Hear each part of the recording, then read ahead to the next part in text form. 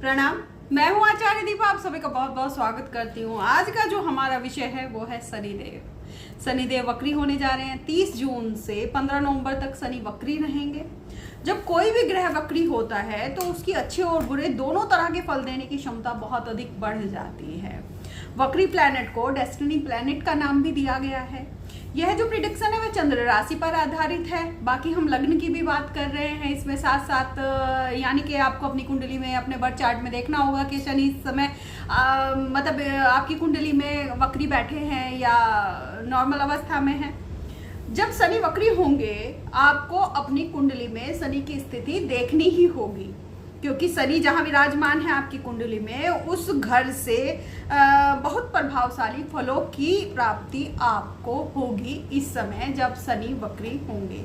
यदि आपकी कुंडली में भी शनि वक्र अवस्था में है तो ये प्रभाव आपके लिए 2 गुना बढ़ जाता है जब शनि वक्री होंगे। वक्री का मतलब होता है उल्टा। क्या सही में उल्टा होता है? सच में कोई ग्रह उल्टी चाल चलता है? नहीं, ऐसा नहीं है, बल्कि पृथ्वी से देखने पर उसकी चाल उल्टी लगती है और यही पृथ्वी पर उसके प्रभाव आते हैं। वक्री ग्रह वक्री होते ही क्यों है कुंडली में? इसका एक रीजन है क्यों होते हैं ग्रह वक्री कुंडली में। ग्रह का वक्री होना पूर्व जन्म के कारणों से कहीं ना कहीं कारणों को दिखाता है। सूर्य चंद्र को छोड़कर बाकी सभी ग्रह वक्री होते हैं वर्ष में एक बार। राहु केतु तो हमेशा ही वक्र अवस्था में रहते हैं। वक्री ग्रह कुंडली में जहां भी बैठा होगा वो उसी स्थान से जुड़ा आपका पिछले जन्म का कुछ अधूरा कर्म आपको पूरा करने का अवसर प्रदान करेगा जब वो वक्री होगा, जिस भाव में वो बैठा हुआ है आपकी कुंडली में।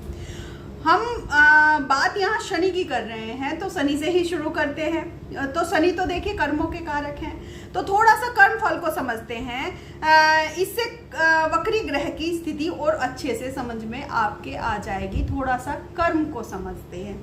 देखिए, कर्ण मतलब यानी कि इंद्रिया, यानी कि मन।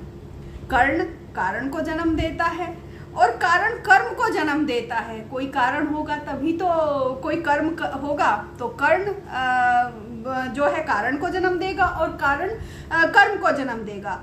कर्म परिणाम को जन्म देता है। जब हम कर्म करते हैं उसी से तो परिणाम निकलते हैं, तो जो कर्म है वो परिणाम को जन्म देगा और सभी परिणाम मिलकर हमारे भाग्य का निर्माण करते हैं। इसीलिए वक्री ग्रह भाग्य को दिखाते हैं। इसीलिए वक्री ग्रह को डेस्टिनी प्लैनेट भी कहा जाता है। वक्री ग्रह उच्च ग्रह के साथ परिणाम देने, उच्च ग्रह के समान परिणाम देने की क्षमता रखते हैं। आपकी कुंडली में वक्री ग्रह बहुत अधिक ठोस परिणाम देने में सक्षम होते हैं। ये बात अब कारक और अकारक के नजरिए से भी समझनी चाहिए कि आपकी कुंडली में वो कारक हैं या कारक हैं। यदि बर्थ चार्ट में कोई वक्री ग्रह उच्च या शुभ है तो बहुत अच्छे परिणाम आपको देंगे। यदि वही बर्थ चार्ट में कोई ग्रह नीच है या पाप है तो कई गुना खराब फल देने की क्षमता भी उनमें होती है।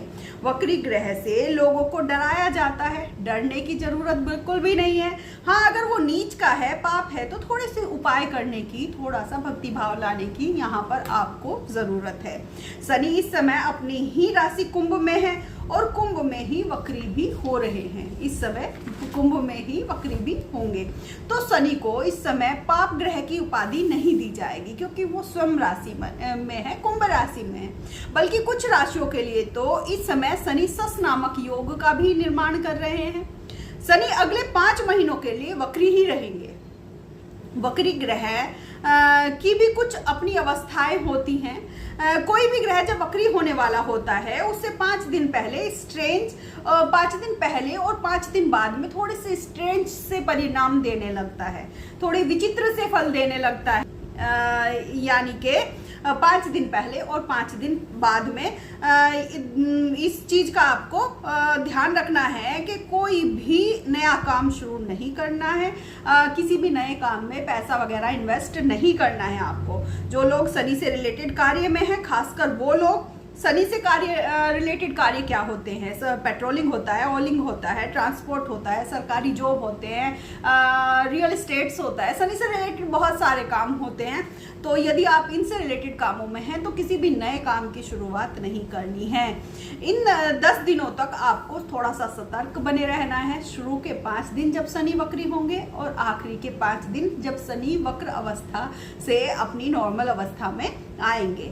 मैं आपको उपाय भी बता दूंगी कि आपको उपाय क्या करने हैं। इससे पहले एक विनम्र निवेदन, यदि इस चैनल पर पहली बार आप हैं तो प्लीज चैनल को सब्सक्राइब जरूर कर लीजिएगा। वीडियो देखने के बाद यदि मेरी मेहनत आपको अच्छी लगी हो तो प्लीज लाइक भी कर दीजिएगा। आपके जो भी सुझाव हो प्लीज आप अपने कमेंट के जरिए मुझ तक भेज सकते हैं, या आपका कोई क्वेश्चन हो तो मैं आपके क्वेश्चन का आंसर जरूर दूंगी। जब आप सब्सक्राइब करते हैं, कमेंट करते हैं या लाइक करते हैं, मुझे बहुत मोटिवेशन मिलता है और आगे बढ़ने की प्रेरणा मिलती है।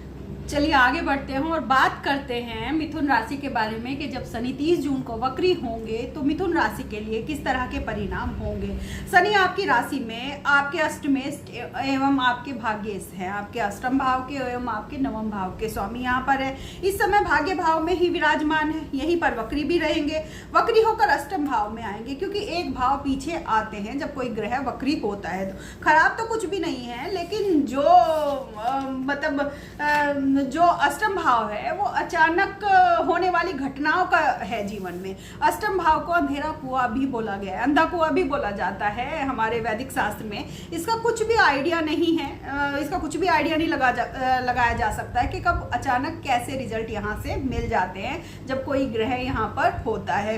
अष्टम भाव हमारे पितरों का भी होता है, शनि पितरों के भी कारक हैं। मैं पहले भी कुछ वीडियोज बना चुकी हूँ जिसमें मैंने बताया कि शनि पितरों के भी कारक हैं और अष्टम भाव हमारे पितरों का होता है। तो यही समय है अपने कर्म बंधन से मुक्ति पाने का, अपने पितरों का ऋण चुकता करने का, अपने पूर्वजों का आशीर्वाद प्राप्त करने का। ये समय है जब शनि वक्री होकर आपके अष्टम भाव में आएंगे। आप अपने पूर्वजों का आशीर्वाद प्राप्त कर सकते हैं। शनि थर्ड आई से लाभ भाव को देखेंगे। यदि आपने कुछ उधार लिया है तो यही समय है उस उधार को चुकता करने का। आप ये सोच रहे होंगे कि व्यवस्था कैसे होगी, आप कोशिश कीजिए, व्यवस्था स्वयं शनिदेव आपको करके देंगे। अगर किसी का पैसा देने में आपने आनाकानी की कि मैं नहीं कर पाऊंगा या मैं पहले अपने खर्चे पूरे करूंगा बाद में, तो फिर आप वो जो कर्ज है वो दुगनी तेजी से आपके ऊपर बढ़ेगा। आप अपनी जिम्मेदारियों से यहाँ नहीं भाग सकते हैं, जिम्मेदारियों से भागना नहीं है, झूठ फरेब से भी बचना है। अपने पिता की सेहत का थोड़ा आपको ध्यान रखना है। जब शनि वक्री होंगे तब स्थान परिवर्तन हो सकता है या काम के सिलसिले में भाग दौड़ मिथुन राशि वालों को हो सकती है। शत्रु पक्ष आपका यहाँ पर निर्बल रहेगा। चलिए बात कुछ उपायों की कर लेते हैं कि किन उपायों को करने से शनि देव शांत रहते हैं और अपने इस जो वक्र उनका पीरियड रहेगा उसमें वो उनसे अच्छे रिजल्ट कैसे लिए जा सकते हैं। देखिए शनि देव के जो इष्ट देव हैं वो भगवान शिव हैं। शिव की उपासना से शनि देव शीघ्र शांत हो जाते हैं। भगवान शिव का ही 11वां रूप माने जाने वाले हनुमान जी, इसीलिए इनकी उपासना बताई जाती है। जब शनि का फेज आता है, शनि का पीरियड आता है कि भगवान हनुमान जी की पूजा अर्चना से शनि देव शीघ्र ही शांत होकर व्यक्ति को अच्छे रिजल्ट देने लगते हैं। देखिए शनि भगवान शिव के इस पृथ्वी पर 2 जागृत रूप बताए गए हैं, जागृत स्वरूप बताए गए हैं सॉरी। एक तो प्राण प्रतिष्ठित शिवलिंग और दूसरा प्राण प्रतिष्ठित रुद्राक्ष। शनिदेव के 2 रुद्राक्ष बताए जाते हैं, एक 7 मुखी रुद्राक्ष, इसको लक्ष्मी रुद्राक्ष भी बोलते हैं, और दूसरा है 14 मुखी रुद्राक्ष। 14 मुखी रुद्राक्ष को देवमणि का भी नाम दिया गया है। इसीलिए भगवान शिव ने इसे अपने मस्तक पर धारण किया है। बहुत ही कॉस्टली आता है, हालांकि ये 7 मुखी रुद्राक्ष को लक्ष्मी जी का रुद्राक्ष बताया गया है, मैं पहले भी बता चुकी हूँ। 7 मुखी रुद्राक्ष अफोर्डेबल भी है, हम लोग नॉर्मल जो लोग हैं हम उसे अफोर्ड कर सकते हैं। तो एक धारण करने के बजाय आप 3 धारण कर सकते हैं इस समय में। तो इस समय जो इनका वक्र पीरियड चल रहा है, या जिनकी शनि की 7.5 यानी कि मकर कुंभ मीन, या जिनकी शनि की ढैया पनौती यानी कि कर्क और वृश्चिक, इनके लिए ये रुद्राक्ष बहुत ही कारगर साबित होंगे। आप आध्यात्म से जुड़िए और आप ईश्वर की शरण में जाइए तो शनि भगवान आपको अच्छे ही रिजल्ट प्रदान करेंगे। और सबसे बड़ी बात, अपने कर्मों पर विशेष ध्यान रखिए।